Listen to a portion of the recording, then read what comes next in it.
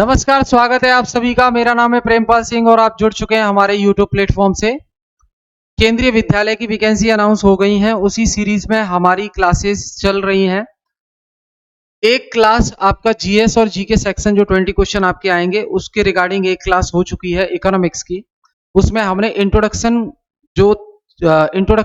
जो वाले जो कॉन्सेप्ट थे वो हमने डिस्कस किए हैं, जैसे कि इकोनॉमिक्स क्या होता है और इकोनॉमिक सिस्टम क्या होता है, सेक्टर्स क्या होते हैं इकोनॉमी के, वो सारी चीजें हमने बात की। आज उसी सीरीज में हमारी दूसरी क्लास है, तो इस दूसरी क्लास में इकोनॉमिक्स की में हम डिस्कस करेंगे बैंकिंग के बारे में, बैंकिंग सिस्टम के बारे में, खासकर वो चीजें जहां से क्वेश्चन पूछे जाते हैं। ठीक है, तो शुरू करते हैं हम।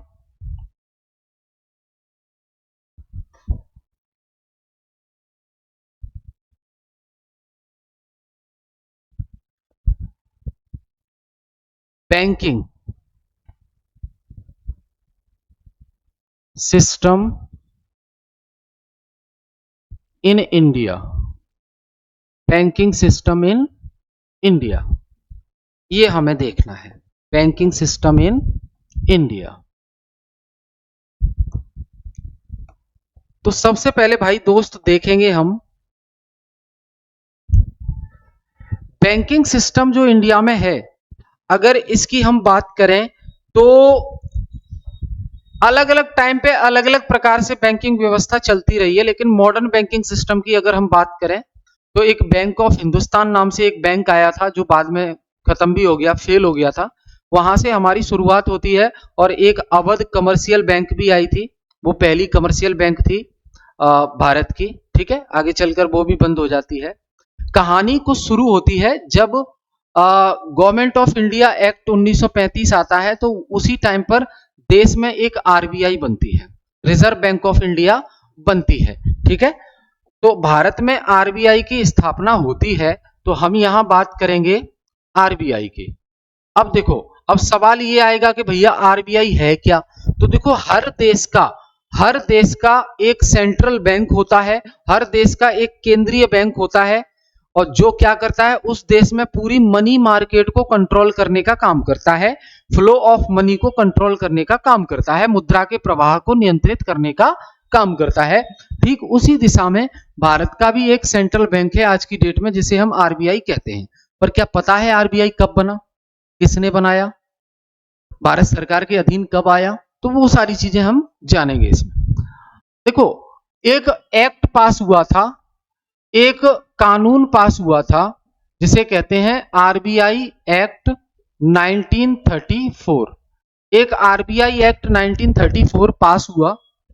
इस एक्ट के आधार पर ही 1 अप्रैल 1935 को कलकत्ता में 1935 को कलकत्ता में आरबीआई की स्थापना हो जाती है। आरबीआई का इस्टेब्लिशमेंट हो जाता है, आरबीआई की स्थापना हो जाती है। ठीक है, इससे रिलेटेड, आरबीआई से रिलेटेड एक कमीशन का नाम आपको याद रखना है, जिनकी सिफारिश पर यह हुआ, तो ध्यान रखना, Hilton young commission. Hilton young commission. तो हिल्टन यंग कमीशन के आधार पर आरबीआई की स्थापना होती है। तो एग्जाम में पूछा जाता है आरबीआई की स्थापना से संबंधित कौन सा कमिटी या कमीशन या आयोग है, तो हिल्टन यंग कमीशन आयोग है। और बाकी किस कानून के आधार पर आरबीआई की स्थापना होती है, आरबीआई अधिनियम 1934 के आधार पर 1 अप्रैल 1935 को आरबीआई की स्थापना हो जाती है। चलो जी, ये बात कर ली। अब शुरुआत में हम देख रहे हैं कि ये आरबीआई की स्थापना कलकत्ता में होती है। दैट मींस आरबीआई का जो हेडक्वार्टर है, आरबीआई का जो मुख्यालय है, वो कहां पर है, कलकत्ता में ही है। आरबीआई का हेडक्वार्टर कहां पर है, कलकत्ता में है। तो ये तो बात हो गई 1935 की। ठीक है जी, ये देख लिया हमने 1935। अब इसी सीरीज में आगे बढ़े तो ठीक 2 साल बाद 1937 में क्या होता है, 1937 में क्या होता है, 1937 में ये जो आरबीआई का हेडक्वार्टर कलकत्ता में था ना दोस्त, आरबीआई का हेडक्वार्टर शिफ्ट कर दिया जाता है। तो आरबीआई का हेडक्वार्टर शिफ्टेड टू, कहां पर शिफ्ट कर दिया जाता है? Shifted to Mumbai. आरबीआई का हेडक्वार्टर कहां पे शिफ्ट कर दिया जाता है? मुंबई। मुंबई में शिफ्ट कर दिया जाता है। तो अभी आरबीआई का हेडक्वार्टर कहां पर है? मुंबई में है। बहुत बढ़िया जी। 1937 के बाद एक और चेन आती है इसी सीरीज में, और वो है डेट ईयर 1949, 1949। 1949 को क्या होता है? RBI was nationalised. आरबीआई का नेशनलाइजेशन हो जाता है। आरबीआई वॉज नेशनलाइज्ड, यानी कि आरबीआई का राष्ट्रीयकरण हो जाता है। आरबीआई का क्या हो जाता है? राष्ट्रीयकरण। यानी कि अब आरबीआई भारत सरकार के कंट्रोल में आ जाती है। तो किसी भी प्राइवेट संपत्ति का सरकारी हो जाना मतलब राष्ट्रीयकरण हो जाना, और इसी का अपोजिट किसी सरकारी संपत्ति का प्राइवेट में बदल जाना यानी कि निजीकरण हो जाना। ठीक है, समझ गए? तो 1 जनवरी 1949 को होता है, डेट याद रखेंगे। 1 जनवरी 1949 को आरबीआई का नेशनलाइजेशन हो जाता है और ये भारत की बैंक बन जाती है। आगे बात करें, आरबीआई में अहम भूमिका में होते हैं, एक होता है आरबीआई का गवर्नर। आरबीआई की अहम भूमिका में है, जैसे आज के हिसाब से बात करें हम तो आरबीआई का गवर्नर हो गया, प्लस आरबीआई में 4 डिप्टी गवर्नर होते हैं। आरबीआई में क्या होता है? 4 डिप्टी गवर्नर भी होते हैं। आरबीआई में 4 डिप्टी गवर्नर भी होते हैं, ध्यान रखेंगे। अब कुछ फैक्ट जान लेते हैं इसके बारे में। अब अगर पूछा जाए आपसे कि आरबीआई का फर्स्ट गवर्नर कौन था? आरबीआई फर्स्ट गवर्नर, तो आरबीआई का फर्स्ट गवर्नर कौन था? क्लास में मैंने आपको बताया है। आरबीआई का फर्स्ट गवर्नर है जी sir Osborne Smith. Sir Osborne Smith, sir Osborne Smith, ये आरबीआई के फर्स्ट गवर्नर है। फिर पूछा जाए आरबीआई के फर्स्ट इंडियन गवर्नर, आरबीआई के फर्स्ट इंडियन गवर्नर यानी कि भारतीय व्यक्ति कब गवर्नर बना? तो फर्स्ट इंडियन गवर्नर। तो फर्स्ट इंडियन गवर्नर कौन है? वो है सीडी देशमुख। कौन है? सीडी देशमुख, ये इंडियन गवर्नर है। ठीक है जी।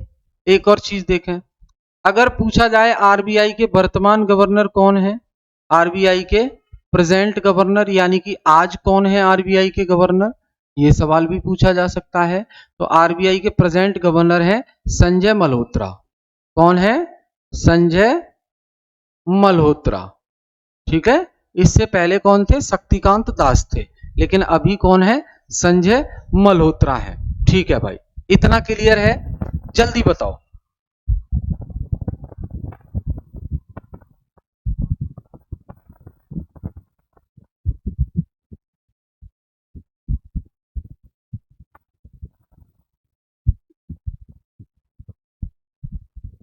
क्लियर?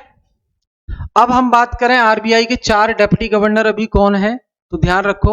एक तो डॉक्टर पूनम गुप्ता है, डॉक्टर पूनम गुप्ता, ये आरबीआई की अभी डिप्टी गवर्नर है। दूसरा दूसरा कौन है? तो दूसरे में याद रखेंगे टी रविशंकर। टी रविशंकर, और उसके बाद स्वामीनाथन जे,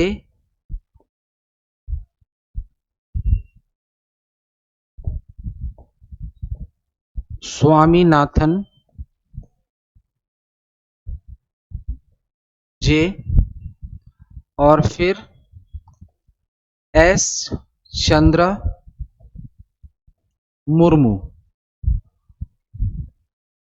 तो ये आरबीआई के वर्तमान में प्रेजेंट में 4 गवर्नर हैं, ध्यान रखेंगे आप। आरबीआई के वर्तमान में 4 गवर्नर हैं। क्लियर है इतना बात? चलो आगे चलें। अब हम देखते हैं आरबीआई काम क्या करती है भाई। तो functions of RBI, functions of RBI, तो दोस्त आरबीआई के फंक्शन क्या होते हैं? सबसे पहले तो याद रखना, आरबीआई बैंकों का बैंक होता है। आरबीआई क्या है? बैंक ऑफ बैंक्स, बैंकों का भी बैंक होता है आरबीआई। दूसरा, RBI manage foreign currency reserve, foreign currency reserve, यानी कि जो विदेशी मुद्रा भंडार है उसको मैनेज करने का काम भी आरबीआई का है। तो फॉरेन करेंसी रिजर्व का मतलब विदेशी मुद्रा भंडार, जो दूसरे देश की मुद्रा होती है, भारत में आती है व्यापार के जरिए, उसकी भी मैनेजमेंट यही देखता है, विदेशी मुद्रा भंडार। अब हमें विदेशी मुद्रा भंडार जैसे डॉलर, तो डॉलर की जरूरत कब पड़ती है? जब हम दूसरे देश से कोई इंपोर्ट करेंगे, सामान मंगाएंगे, तो हमें पेमेंट डॉलर में करना होता है, रुपए में नहीं लेता कोई। ठीक है, तो डॉलर उसके लिए हमारे पास होना चाहिए। अगर डॉलर नहीं होगा तो हम इंपोर्ट नहीं कर पाएंगे जरूरत का सामान। ठीक है, 1991 में ऐसा ही हुआ था, जब इकोनॉमिक क्राइसिस आई थी, आर्थिक संकट आया था, डॉलर खत्म हो रहा था, तो इंपोर्ट नहीं कर पाते हम ज्यादा दिनों तक। उस टाइम पे पीवी नरसिम्हा राव थे प्रधानमंत्री और फाइनेंस मिनिस्टर थे मनमोहन सिंह, उन्होंने सिचुएशन संभाल ली और कर्ज लाकर देश को संभाला, गड्ढे से निकाला। लेकिन एलपीजी रिफॉर्म्स आ गई थी, क्योंकि वो शर्त थी, एलपीजी रिफॉर्म्स हम ले आए तभी हमें कर्ज मिला, ओपन इकोनॉमी कर दी हमने अपनी क्लोज से। तीसरा काम है बैंकर टू गवर्नमेंट, गवर्नमेंट के लिए बैंकर का काम करती है। जैसे हमारे खाते को मैनेज कौन करता है? बैंक, पीएनबी, एसबीआई, ये यही हमारे खाते को मैनेज करती है, अकाउंट को। लेकिन गवर्नमेंट के अकाउंट को कौन मैनेज करता है? आरबीआई।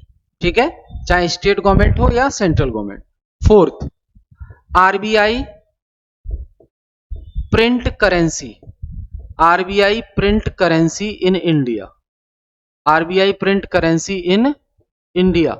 आरबीआई भारत में करेंसी प्रिंट करने का काम करती है। यहां पे बस चीजें याद रखनी है आपको। करेंसी प्रिंट की जब बात आए तो देखो, करेंसी दो प्रकार की है हमारे यहाँ, एक तो नोट होते हैं और एक होते हैं सिक्के। एक तो होते हैं नोट और दूसरे होते हैं सिक्के। तो ध्यान रखना दोस्त, जो 2 रुपए का नोट है, ₹2, 2 रुपए का नोट प्लस इससे ऊपर के जितने भी नोट हैं, इन्हें तो बनाता है आरबीआई, इन्हें तो बनाता है आरबीआई, आरबीआई छापता है। और 1 रुपए का कागज का नोट प्लस सभी सिक्के, कॉइन्स, इनको कौन बनाता है? इनको बनाता है फाइनेंस मिनिस्ट्री, फाइनेंस मिनिस्ट्री इनको बनाती है, वित्त मंत्रालय, भारत सरकार। इतनी चीज याद रखनी है। अब ये जो 2 रुपए का नोट है और उससे ऊपर के जितने भी नोट हैं, इन पर साइन किसके होते हैं? तो इस पे साइन होते हैं आरबीआई के गवर्नर के।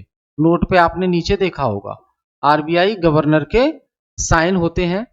और सिक्के पर तो कोई साइन नहीं होते, लेकिन 1 रुपए के नोट पर साइन होते हैं किसके? फाइनेंस सेक्रेटरी के। फाइनेंस मिनिस्ट्री में जो फाइनेंस सेक्रेटरी होता है, वित्त सचिव, वित्त सचिव कहते हैं इसको, आईएएस होता है, इसके साइन होते हैं। याद रखेंगे। हम कानून के अनुसार 10,000 रुपए तक का नोट छाप सकते हैं, 10,000 तक का नोट छाप सकते हैं और 1,000 तक का सिक्का बना सकते हैं, सिक्का बना सकते हैं इंडियन कॉइनेज एक्ट के अनुसार। क्लियर है भाई? इतनी बात समझ में आई है? एक बार बता दो जल्दी से। लास्ट में देखते हैं 5, RBI is a lender of last resort. इसका मतलब क्या है? जो जितनी भी कमर्शियल बैंक भारत में काम कर रही हैं, जैसे कि PNB, SBI, axis bank, ICICI, इनको अगर इमरजेंसी में पैसा चाहिए तो आरबीआई से मिल जाता है। आरबीआई मना नहीं करता, आरबीआई इसको निराश नहीं करता। यही बोला गया है, RBI is lender of last resort, यानी कि अंतिम सहारा इन बैंकों के लिए आरबीआई है अंतिम सहारा। जब बैंकों को कहीं से भी पैसा ना मिले तो आरबीआई दे देगा, इसे ही बोला है लेंडर ऑफ लास्ट रिजॉर्ट। ठीक है, अगला सिक्स्थ फंक्शन क्या है? RBI is a regulator of, regulate करता है, regulator of money market in India, money market in India. RBI money market को रेगुलेट करता है, मौद्रिक बाजार को नियंत्रित करने का काम करता है। अब मनी मार्केट क्या होती है? जहां पैसे का ट्रांजैक्शन होता है, कर्ज दिया जाता है, लोन बांटा जाता है, के जो मनी है उसका फ्लो होता है पूरे देश में। जैसे आरबीआई से पैसा आता है कमर्शियल बैंकों के पास और कमर्शियल बैंकों से पैसा आ जाता है हमारे पास। तो ये जो फ्लो हो रहा है इसको कंट्रोल करके रखती है आरबीआई, है ना? क्यों? क्योंकि आरबीआई के ऊपर जिम्मेदारी होती है कि आरबीआई देश में इन्फ्लेशन को नियंत्रित करके रखे, आरबीआई देश में इन्फ्लेशन को नियंत्रित करके रखे। ठीक है, याद रखेंगे। इसके लिए आरबीआई एक मॉनेटरी पॉलिसी बनाती है, तो इस पे सवाल बहुत आते हैं। इसके लिए आरबीआई एक मॉनेटरी पॉलिसी बनाती है, आरबीआई की एक मॉनेटरी पॉलिसी होती है जिसे मौद्रिक नीति कहते हैं आरबीआई की, आरबीआई की मौद्रिक नीति कहते हैं। और ये जो मौद्रिक नीति है इसी का उपयोग करके आरबीआई बाजार में फ्लो ऑफ मनी को कंट्रोल करती है, पैसे के प्रवाह को नियंत्रित करती है, कंट्रोल करती है, कब कम भेजना है, कब ज्यादा भेजना है। तो मॉनेटरी पॉलिसी के बारे में हम समझ लेंगे। देखो, मॉनेटरी पॉलिसी को कौन बनाता है? इसको बनाता है एमपीसी। एमपीसी का मतलब है मॉनेटरी पॉलिसी कमिटी। क्या? Monetary policy committee, monetary policy committee. Hindi में इसको बोलेंगे मौद्रिक नीति समिति, मौद्रिक नीति समिति। ठीक है, तो मॉनेटरी पॉलिसी किसके द्वारा बनाई जाती है? मॉनेटरी पॉलिसी किसके द्वारा बनाई जाती है? तो वो बनाई जाती है एमपीसी के द्वारा। ठीक है, अब इस एमपीसी में होते हैं 6 सदस्य। एमपीसी में सदस्य कितने होते हैं? मेंबर्स। तो एमपीसी में मेंबर्स होते हैं दोस्त टोटल 6। एमपीसी में 6 सदस्य होते हैं, इनमें से 3 सदस्य आरबीआई की तरफ से होते हैं और बाकी के जो 3 सदस्य हैं वो गवर्नमेंट की तरफ से होते हैं। ठीक है, एमपीसी की जो मीटिंग है, क्योंकि हर कुछ समय बाद मॉनेटरी पॉलिसी कमेटी मार्केट को ऑब्जर्व करती है कि इन्फ्लेशन कितना है कितना नहीं, उसी बिहाफ पे जो इंटरेस्ट रेट है उनमें बदलाव करती है, तो उसके लिए मीटिंग करती है वो। तो एमपीसी की मीटिंग हर 3 महीने में एक बार होती है, हर 3 महीने में एक बार होती है, एक बार होती है, यानी कि त्रैमासिक मीटिंग है ये। ठीक है, तिमाही मीटिंग है, तिमाही बैठक कहा जाता है इसको, ध्यान रखेंगे आप। ठीक है, तिमाही मीटिंग होती है।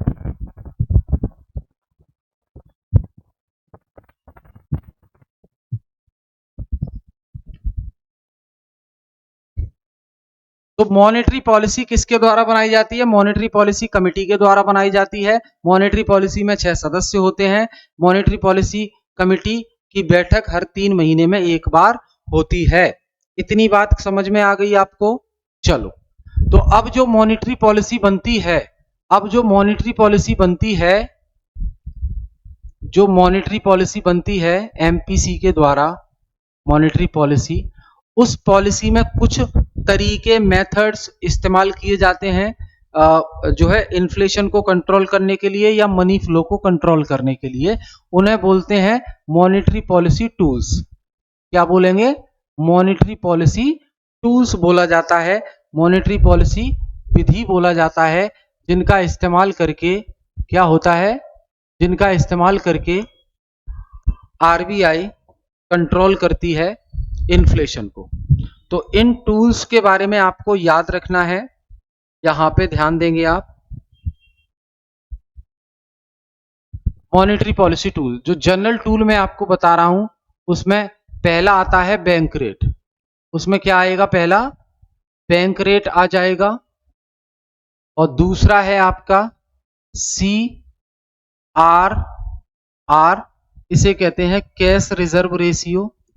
इसे क्या कहते हैं, कैश रिजर्व रेशियो कहते हैं। ठीक। तीसरा है आपका एसएलआर, ये भी एक टूल है, इसको कहते हैं statutory liquidity ratio. Statutory liquidity ratio, ठीक है। फोर्थ है आपका repo rate, repo rate. Fifth है आपका reverse repo rate, reverse repo rate, open market operation इसी में आएगा।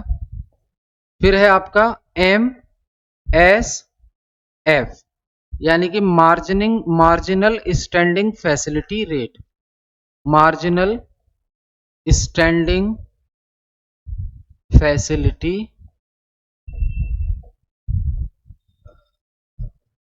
रेट, ठीक है। जैसे हिंदी में क्या कहते हैं इसको, तो ये तो आपको पता है, बैंक दर,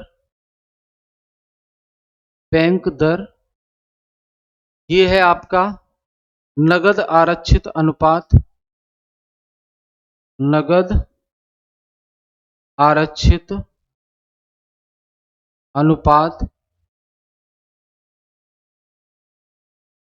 ये है आपका वैधानिक तरलता अनुपात, वैधानिक तरलता अनुपात। इनको समझेंगे हम, एक समझ आ जाएगा, सब आ जाएंगे, ठीक है। ये रेपो दर,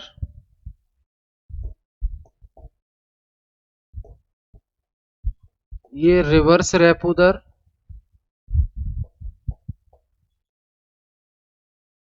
और ये MSF, ठीक है भाई। क्लियर है यहां तक, एक बार बताएं।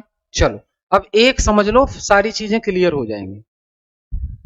बैंक रेट क्या होता है, तो बैंक रेट समझो, जब आरबीआई इधर देखना, एक पार्टी है आरबीआई और इधर एक पार्टी है बैंक, यानी कि कमर्शियल बैंक, जो पीएनबी, एक्सिस बैंक, ये सब है बैंक। जब आरबीआई बैंकों को लोन देती है, जब आरबीआई बैंकों को लोन देती है, और ये लोन आपका लॉन्ग टर्म के लिए होता है, यानी कि लंबी समय अवधि के लिए, लॉन्ग टर्म के लिए लोन देती है आरबीआई, बैंकों को लोन देती है लंबी समय अवधि के लिए, तो लोन के बदले में जो ब्याज लेती है, इंटरेस्ट, उसे ही बैंक रेट कहते हैं। क्या समझे? तो बैंक रेट क्या है? It is a rate of interest, it is a rate of interest on which RBI provides money, या RBI provides loan to commercial bank, उसी रेट को हम बैंक रेट कहते हैं। ये अभी चल रहा है बैंक रेट 5.75%, ठीक है। मैंने कहा था मॉनेटरी पॉलिसी कमेटी की मीटिंग होती है और वो बाजार को ऑब्जर्व करती है, जब उसको लगता है कि बाजार में पैसा अत्यधिक हो गया है, तो महंगाई बढ़ सकती है, तो आरबीआई बैंक रेट में बदलाव कर सकती है, कम ज्यादा कर सकती है। अब आप समझिए मेरी बात, बैंक रेट अभी है 5.75%, यानी कि आरबीआई किसी बैंक को कर्ज देगी तो कितना ब्याज चार्ज करेगी आरबीआई? 5.75%, ठीक है। मान लो कि ये 5.75% को आरबीआई बढ़ाकर 6% कर देती, 6% कर देती है। इसका असर क्या दिखेगा कि अब आरबीआई 6% होने के बाद आरबीआई जब बैंकों को लोन देगी तो कितना ब्याज चार्ज करेगी? 6% का। पहले कितना कर रही थी? 5.75%। तो आप मुझे बताओ, इन बैंकों के लिए आरबीआई से कर्ज लेने में फायदा कब था? जब बैंक रेट 5.75% था, या अब जब 6% हो गया है? तो सीधी सी बात है, 5.75% ब्याज पर कर्ज लेना सस्ता था इनके लिए, क्योंकि कम ब्याज देना होता। लेकिन अब बढ़ा दिया है, 6 कर दिया है, तो अब 6 देना पड़ेगा। यानी कि बैंक रेट बढ़ाने पर क्या होता है, बैंकों को आरबीआई से मिलने वाला जो कर्ज है वो महंगा हो जाता है, कर्ज महंगा हो जाता है। अब सीधी सी बात ये बताओ, जब आरबीआई महंगा कर्ज देगी बैंकों को, तो बैंकों से हम लेने जाते हैं कर्ज, तो बैंकों से कौन लेगा? भारत के लोग, पीपल। तो इन्हें भी तो महंगा मिलेगा। मान लो आरबीआई बैंक को दे रही है 6% पे, तो बैंक अपना मुनाफा ऐड कर देगी 2% का, और हमें कितने पे देगी? 8% पे। समझ गए? और यही अगर आरबीआई ने बैंक रेट नहीं बढ़ाया होता और इतना ही रहता, तो बैंक को कितने पे मिलता फिर? 5.75%, और इसी में 2 ऐड करके हमें भी यहां मिल जाता 7.75% पे, तो हमें भी सस्ता मिल जाता। तो ध्यान रखना, जब आरबीआई को लगता है कि देश में लोगों के पास पैसा बहुत ज्यादा हो गया है, इससे ये डिमांड बढ़ा रहे हैं सामान की और महंगाई बढ़ा रहे हैं, तो आरबीआई का मकसद होता है कि अब बाजार में जो पैसा जा रहा है उसे कैसे भी कंट्रोल करो, रोको। ज्यादा और चला गया बाजार में पैसा तो महंगाई और बढ़ जाएगी। तो उसी सिलसिले में आरबीआई डिसीजन लेती है कि बैंक रेट बढ़ा दो। बैंक रेट बढ़ा देंगे तो बैंक जो है कम पैसा लेने आएंगे, लोन कम मांगेंगे आरबीआई से, क्योंकि महंगा हो गया है। और जब बैंक कम मांगेंगे तो बैंकों से हम भी कम लेने जाएंगे, या यूं कहें, अगर कर्ज महंगा हो गया तो हम लोग कम लोन लेंगे बैंकों से, और जब बैंकों से हम लोन लेंगे ही नहीं तो बैंक आरबीआई से लोन लेकर क्या करेगा? उसे रख के तो बैठेगा नहीं, उसे तो मुनाफा कमाना होता है।